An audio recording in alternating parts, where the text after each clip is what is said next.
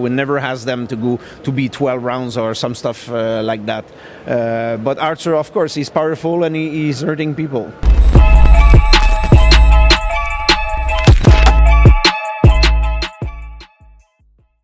Pro boxing fans, we're here in Riyadh. It is fight week. With me I've got Marc Ramsey, the trainer of Artur Beterbiev. First of all, Marc, how are you? How's things? Very good. Talk to me about this one. This one must feel special. You've been with Artur for a long time, but this one has a different buzz to it. We are in Riyadh. It is Riyadh season, the opening ceremony of Riyadh season. Talk to me, is this one different in regards to feelings at the atmosphere? In terms of atmosphere, yes, but at the end of the day, this is my work. Every fight is a little bit different, but we have to very focus on what we're doing right now, not get too much excited by the outside thing. I do want to talk about your initial. I'm going to roll it back a couple of years and talk to you about Artur Beterbiev and your link-up. I know you're somebody who looks at the amateur scene, looks at the World Championships. I know you've found a few fights in Oscar Rivas and former world champions. Artur Beterbiev, how did that link-up happen? Because obviously you're in Canada, Montreal, and he was in Russia. How did this all happen? Actually, I started to look at some prospect amateur, and I saw him in Chicago in 2007 World Amateur Championship. But that time it was very hard to approach a Russian fighter for Canadian promoter. But we have somebody that we knew that from both sides, and at one point we reached each other. He came to Montreal. We have a talk. We have a discussion about promotional agreement, but also about having me as a coach for him, and the things just start over there. And from what you saw when he initially came into the gym, what was it like?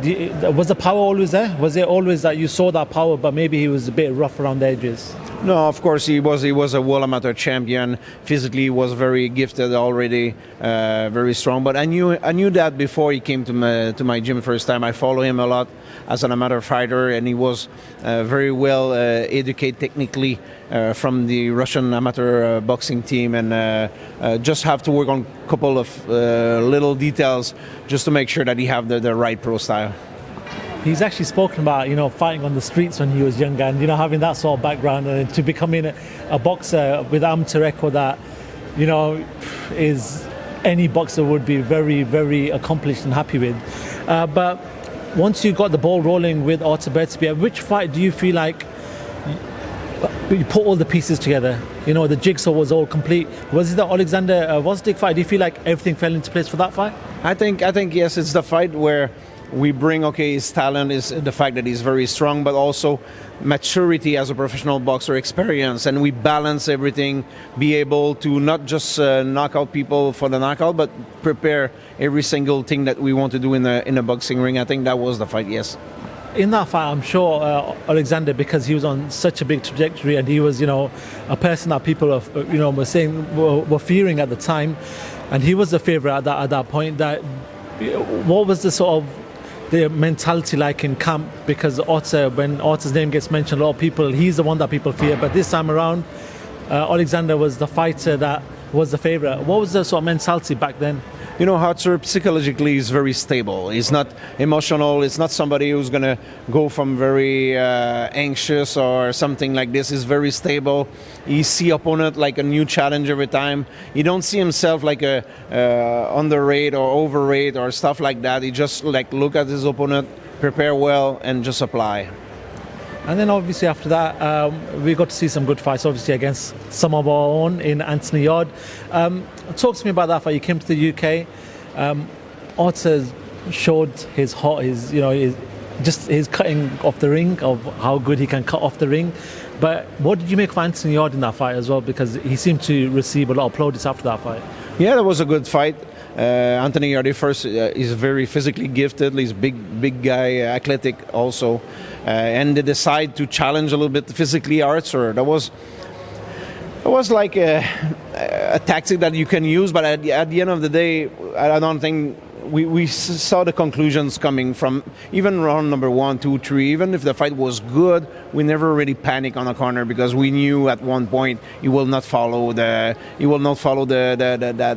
heat forever, especially not for 12 rounds. When we saw in a previous fight that he have tendency to have very good first part of fight, and he collapsed a little bit in the second part of the fight. I think there was a wrong tactic for him, but I have to give him to this. He was courageous. He came and he tried for real. Many fighters came with Artur just waiting until the decision, not trying to win, and Yarde tried to win that fight. Obviously, we know what happened with Callum Smith and everything around that. I do want to talk about the task ahead, Dmitry Bivol. He's got this the Soviet style of boxing, the fluidity in his feet. He seems to be very fluid with his hands. Is this something that you've not faced right now in regards to style with the fighters that you already faced in his professional career, in Artur's professional career? But this is not a style that we saw a lot as a professional boxer, but where Artur's come from, like Artur told me in the training, Marc, I fight those kind of guy all my life. Like I have 300 amateur fight. I'm from that system. I know those school of boxing, and we also had in this training camp, the second training camp that we had, former amateur coach of Artur in our team, because he's come from also this school of boxing and can give us a little bit of edge in that fight. Going into this fight, it seems like a very close fight. I think the bookies are slightly favouring Dmitry Bivol for this fight. Do you see anything in that? Do you just see it as a very close fight? Obviously, you're on one side, you're going to hope your man beats him very convincingly, but do you just see it as a fight of the best?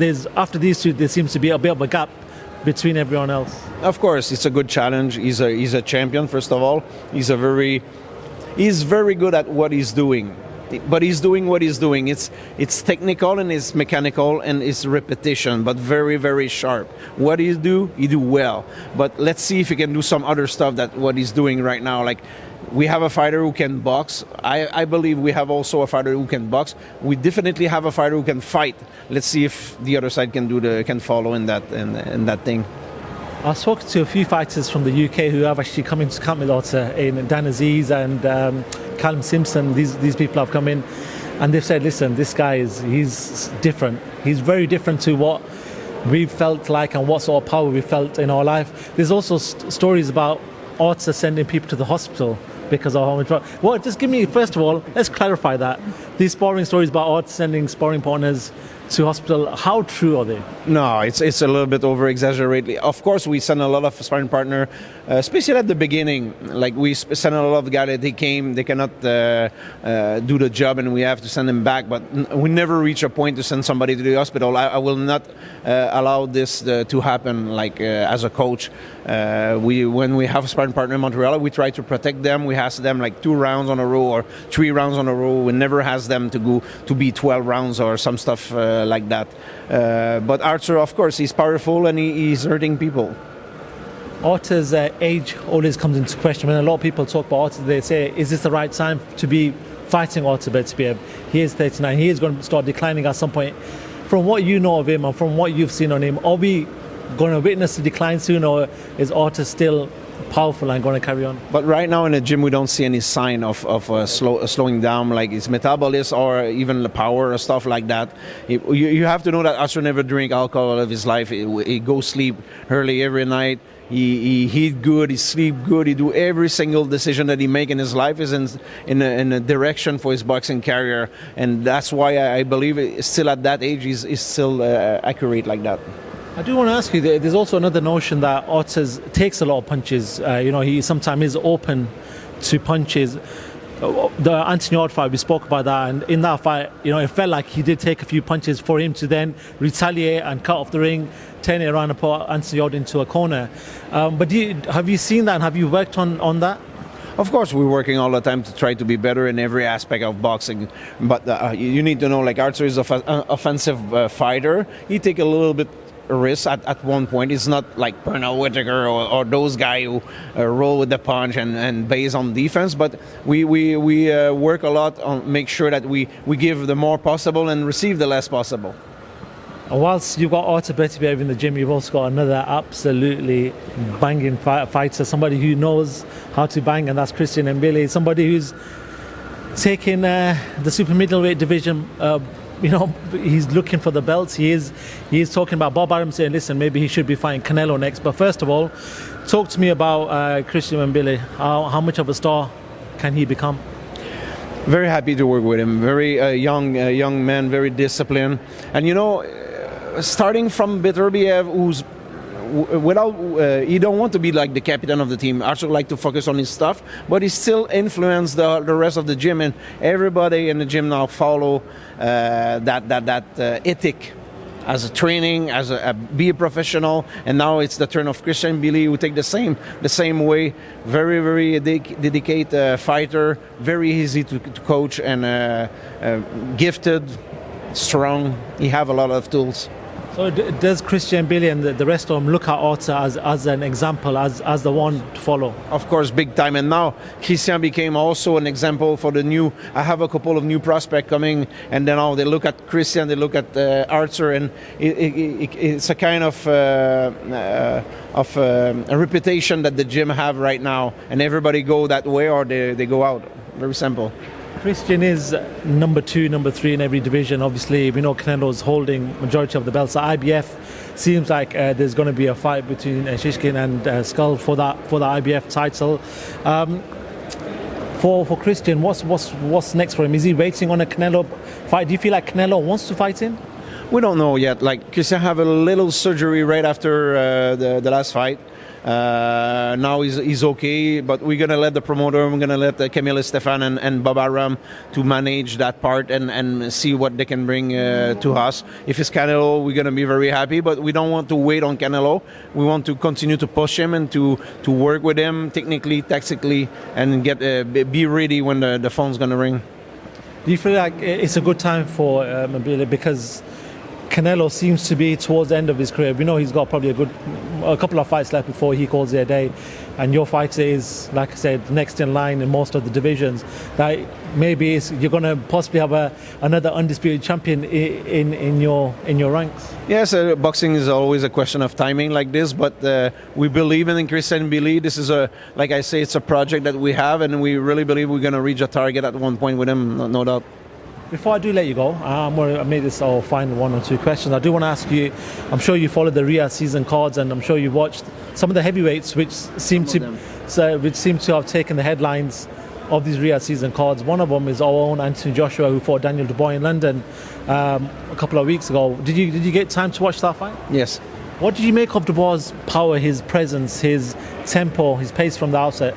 It's fun because some Ring magazine asked me my prediction for that fight, and I told the Ring magazine, like, it seems that Dubois is going from fight to fight better and more confident, and I was here also when he beat there was Jared Miller when he beat Miller, and I find that he fight well that fight. Like, he passed over some tough period in the fight and came back and win that fight. And I told my assistant at that time, like, that guy is coming better and better.